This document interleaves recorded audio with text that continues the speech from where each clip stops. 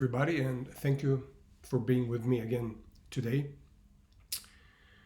What is the difference between a believer or a non-believer, or a believer and an atheist? Well, the difference is that the believer has the Bible read to him or her, and the believer has the Bible interpreted to him or her by some other ignorant person, pastor or whatever. But the non-believer or the atheist reads the Bible. That's the only difference. The one person has the Bible read to him, and the other person, the atheist or the non-believer, reads the Bible himself or herself.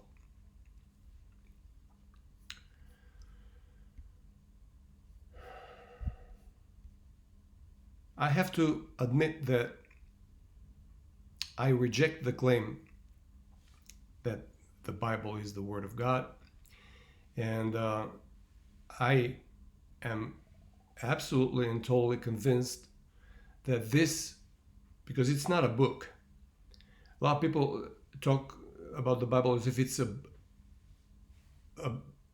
book. It's a compilation of anywhere between 66 and close to 100 books written within a period of 1,500 years by various people who we don't know who they were. Just a quick example, the 4 Gospels in the Bible, they are anonymous. And I want to stress on that, and I want to repeat that the 4 Gospels in the today's Bible are anonymous, and they're not written by the person that the church claims that they're written, because when you read the Gospels in the footnotes, it would say, according to church tradition, normally or ordinarily, this book is ascribed to have been written by Mark or by Matthew or by John or whatever, but they're actually not written by them. And so I think, and I'm convinced that this compilation of books was written solely and only by human beings, which were very cruel, living in a very cruel age, very superstitious, very ignorant. I also am convinced that because of that the writers of these books of the Bible live in such a cruel and unenlightened era, the Bible contains extremely very many harmful teachings and errors. The Bible is often hailed as a divinely inspired book, which I believe it isn't. And social media, social networks, particularly radio and television stations, carry out religious programs praising the Bible as allegedly holy and infallible Word of God.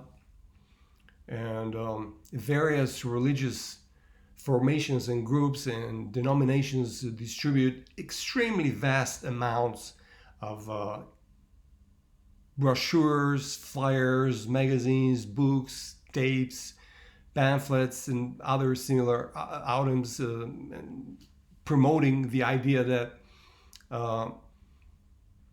the Bible allegedly is a workable guidebook for business, politics, families, and all the affairs of mankind. Mark that.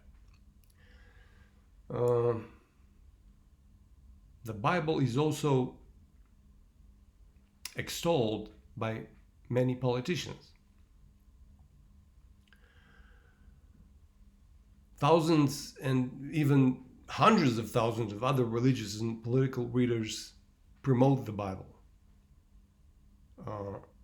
The reason why I'm doing these videos and I started this channel is that in most communities, an opposing view is rarely, if ever, heard.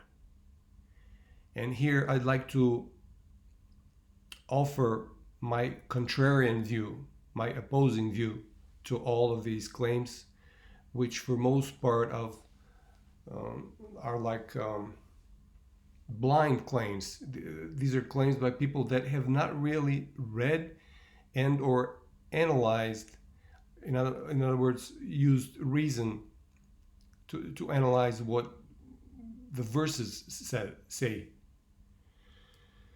And I also consider that massive and incessant promotion of the Bible significantly influences the faith and the beliefs of tens of and hundreds of millions of people. Polls show that over 30% of Americans believe that the Bible is the Word of God and its teachings should be taken literally. I think the number is much higher.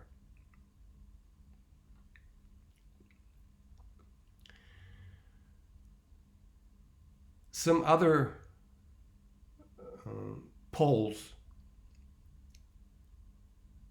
say that many other people, while having a little bit or some doubts about whether the entire Bible is the Word of God, still consider that compilation, that random compilation of books to be a source of moral truths, which I think the Bible is extremely immoral. It's probably the most immoral compilation of books ever existing on this earth, this planet, and this life. And regard its teachings as deserving great respect, which I think just the opposite.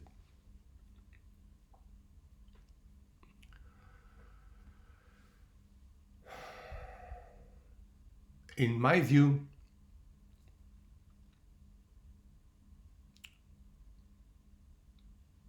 I think this large amount, millions of Bible believers and churchgoers, are wasting their precious time on this earth, wasting much resources, money, energy, wasting their precious time, because this is the only life they'll get. This is the only life you have in this earth, and you have to use it. You have to take most of it. And I think humanity's condition could be greatly improved if those resources, which are, I think, are wasted, totally wasted resources, were used for solving the world's problems instead of worshiping a non-existent deity.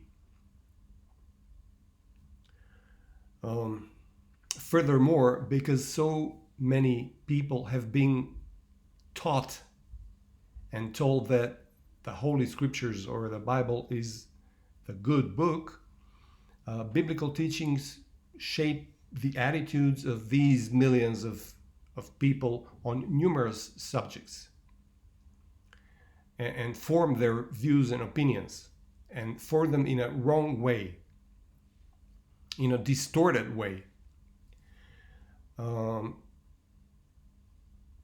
When the subjects involve governmental issues, all society can be affected when Bible believers express their views in the political arena, which it should be kept separate, because there should be separation between religion and state.